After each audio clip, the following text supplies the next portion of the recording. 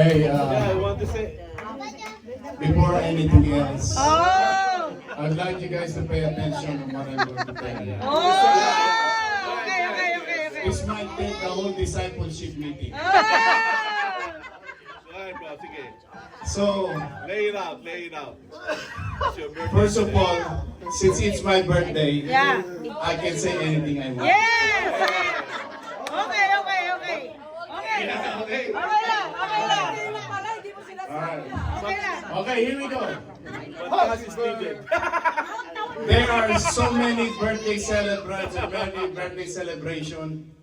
They brought a mocha cake.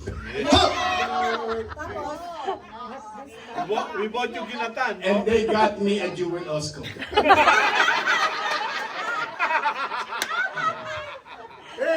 Kasi may nagreklamo, sabi puro daw yun ang yun. Oh. Totoo yun.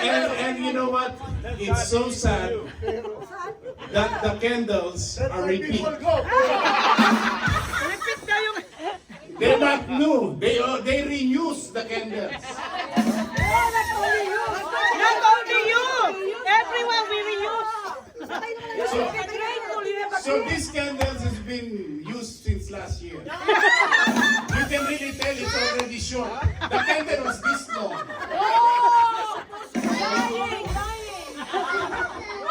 Pero, let my people go. Para Jewel of Sam's Club. But you know what?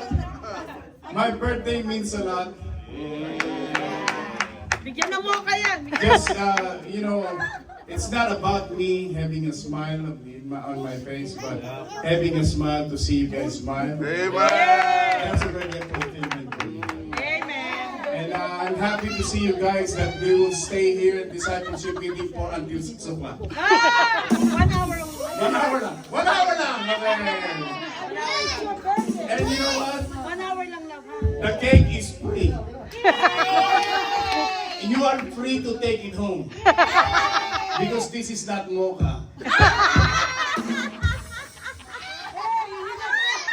Well, thank you, brother. And his birthday is tomorrow, and he said you got one more day to send it to him.